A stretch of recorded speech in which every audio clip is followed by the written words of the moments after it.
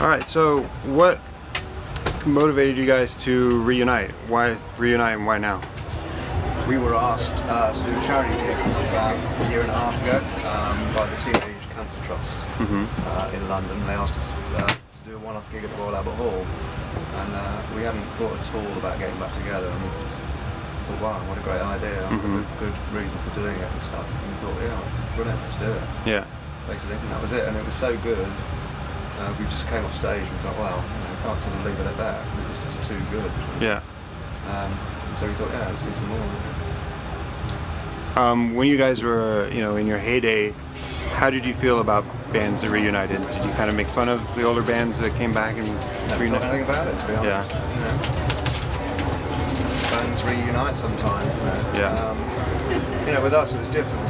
We didn't sort of split up for any reason apart from the fact that we'd sort of been together for 14 years, and it sort of come to a bit of a dead end for us personally. Yeah. We thought it was time to sort of knock it on the head for a while. But as I say, we didn't sort of fall out or anything, so it was quite easy just to pick up where we left off. Right. Was there any talk of getting Bernard involved in the reunion at all? Obviously we thought about it, but there's been so many lineups in Suede that there's always going to be talk of leaving people out. Sure. Regardless, if we go back together with Bernard, people would say, well, what about Richard and Neil? Right. Bernard sort of, he doesn't really want to join a reunited band. It's not really what he wants to do. Right. So I've read enough interviews with him and talked to him enough to know that he wouldn't be interested. And he's doing what he wants to do, which is producing. He's enjoying it. Right. It's a very different phase of his life now, but I think the last thing he wants to do with his life is be on tour. Sure. It's not really, wasn't really an option, I don't think. Right. So looking back on the albums that you guys did, which one do you think holds up the best? All these years later, which one are you most proud of?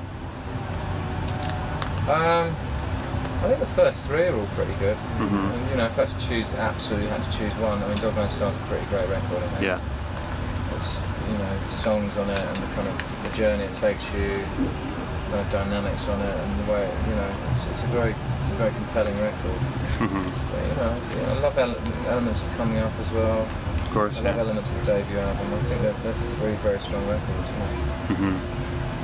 Now, I've read an interview with you recently where you weren't as favorable on your last record that you guys did, and I was curious, at what point did you just decide that maybe it wasn't the best record, the last Suede record?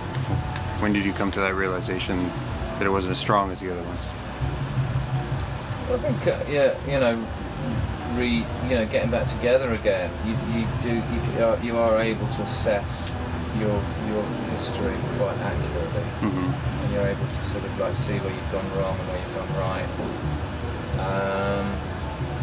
And obviously I knew, when just after we released it, it wasn't the strongest record, but when you kind of get back together, you got a lot more perspective about things. You can be a lot more objective. Yeah. But it's a strange record because there are lots of songs around that period that are really great, and it wasn't actually the songs that we were writing and recording at the time. It was more our choices and our editing choices and our compiling choices that I regret. I think the record could have been very, very different if we'd have made some different choices around that time. That included songs like Simon and Oceans and Cheap and things like that on the album. But, right. Every album you can look at with hindsight and you can improve it, can't you? Right. Now, you guys are doing those reissues, and I was curious what it was like going back through some of the old stuff for the bonus tracks, and what that process was like, and what kind of standard were you holding some of the demos and stuff to that you put on there? That whole process was, I really enjoyed it. It was kind of, it's like archaeology, so it's kind of uncovering dusty old boxes from 20 years ago. It really was. It was kind of strange, actually kind of going back and digging up your past. But it's kind of quite an interesting sort of experience, and quite rewarding in lots of ways. Being able to go back and kind of compile things in the past in a certain way. you know, lots of the things on the reissues are very lo-fi, you know, but we try to choose things that are interesting rather than just sort of like perfect. You know, that's the point. I didn't want to. I don't think there's any point in just sort of like, you know, the point of releasing an album is that you try and present perfection. But when you're doing reissues and you're releasing demos and stuff, that's not the point. The point is to show, you know, the work in progress, the glimpse behind the mask, and that's what we were trying to do. It's much sketchier and much kind of like, you know, just, you know, yeah, just like almost like a sketch, you know, like the first draft of things. I think that's really interesting. If I was a fan of any band, you know, any band I've been a fan of, I'd be fascinated to see how the songs started, and the progression of the songs, and what the albums could have been almost, you know. And that's what we try to do with the reissues. Cool. Now I heard you guys were writing some new material, maybe, and were thinking of maybe someday putting it out, maybe. Yeah, we've been throwing things around, but it's really early days at the moment. And it would have to be absolutely brilliant to be put out. I think we're probably going to record some. Whether we'll see how it goes. We're definitely going to try some writing, but it's, you know, the last thing I'd want to do is release a Suede album that was substandard. So you know, it's kind of really early days. We've been sort of throwing a few ideas around, but we kind of sort of started touring now, so it's kind of interrupted it a little bit. Right. But you know, I think when we've got a block of time, yeah, we absolutely will. I think we, you know, that's you know, I think we're all kind of quite kind of like keen to actually make it work. So yeah.